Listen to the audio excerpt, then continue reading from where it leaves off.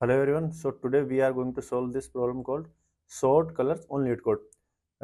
It's a very good problem, and actually it will teach you some things about like how to solve these kind of problems. Like you will see these patterns in a lots of problems. Okay. So first let's read the problem statement. Well, it's saying given an array of array nums with an object colored red, white, and blue. Well, you don't have to like whenever we read something like colored red white or graph or like city or any random word, don't just assume exactly like them. For example, here it's colored red white and blue, so you don't start thinking about colors in actual colors like red white blue. It doesn't matter, because in that sense, like for example, if you keep reading the problem you will get to understand. So sort them in place. Now what does it mean by in place? Meaning we don't need like extra space for them, right? So that, like for example, I 0 and 2, if I can just swap them, but I don't like store them somewhere else and then like you know change it, are adjacent with the colors in order red, white, and blue. Meaning we will use the integer 0, 1, 2 to represent the colors. See what I was saying to you?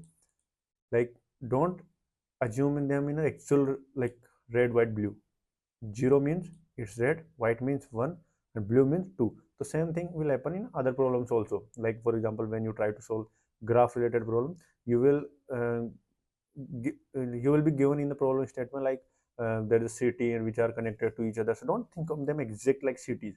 Think of them like, okay, this is a point, like this is a pointer in somewhere, like it could be any index or anything. So it will help you to solve this problem very easily, and don't get overwhelmed by them. Okay. So we understand that. Okay, so you must solve this problem without using the library sort function, obviously, right? Because otherwise what's there to solve? We can just use the sort method and that will solve, that will sort for us and it will be sorted. Basically this is what they are saying ki, sort it in simple word. If I can explain it to you, and sort this array. Basically that's what they are saying, and they are saying that do not use library sort function. Matlab, whichever language you are going to solve, don't use the built-in methods basically. Okay, so the first solution that comes into our mind is obviously sorting, which we cannot use. Right now, if you like focus a little bit more on this problem, then you will see that there are only going to be three elements: 0, 1, and 2. And that is exactly where the solution lies.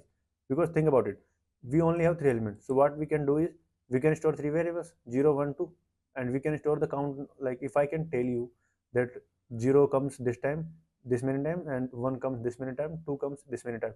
So all you have to do is run a loop and just replace them. Like if I can tell you that 0 comes two times, so forget about this output. In this, think of this, this is the only error that exists. So now if I can tell you that 0 comes two times, so I know that in these positions 0 comes two times. So on these positions 0 will be there, right? 1 comes two times again, so next after the 0 there will be one element. And how many times 1 comes? Two times. So two elements will come here, right?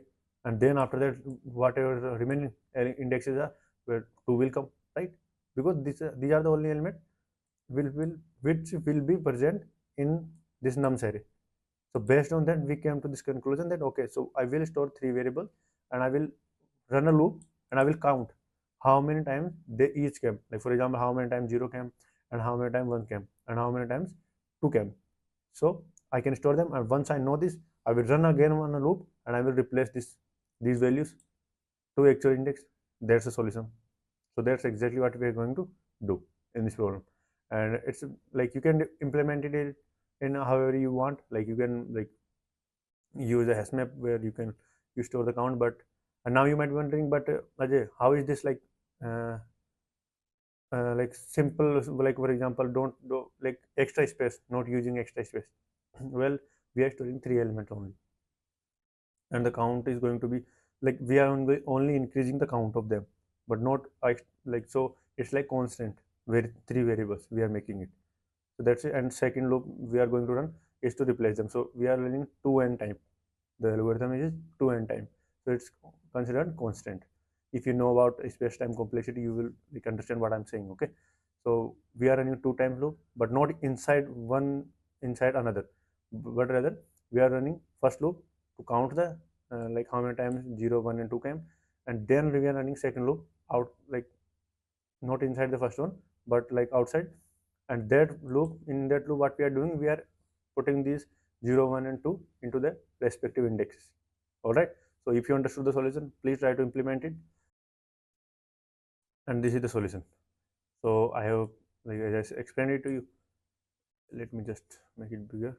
Okay, I have made three variables and initialize them with zeros, and after that I ran this loop to count them. So I count, if v is equal to 0, then 0 count, 1 count and 2 count. And after that I'm running second loop, in which I'm putting zeros first, because as we know in the sorting, in after sorted array, the 0 will be the first index. So I'm finishing all the zeros.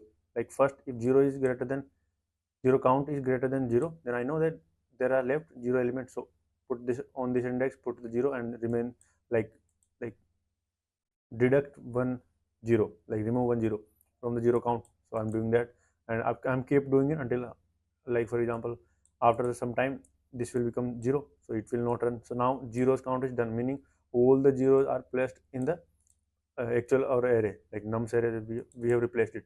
Now it's come to the 1. So if 1 is greater than 0, we know that it's 1's turn, so we will finish all the ones. And after that we know that if this is 0, this is 0, then we know that all the elements are left as 2. So we will keep putting the 2 until the loop ends, and that's it. That's a solution, and we submit it. It is accepted. This is the solution, and it is accepted solution. So I hope this was very helpful to you, and yeah, I will see you in the next video. Thank you so much, guys.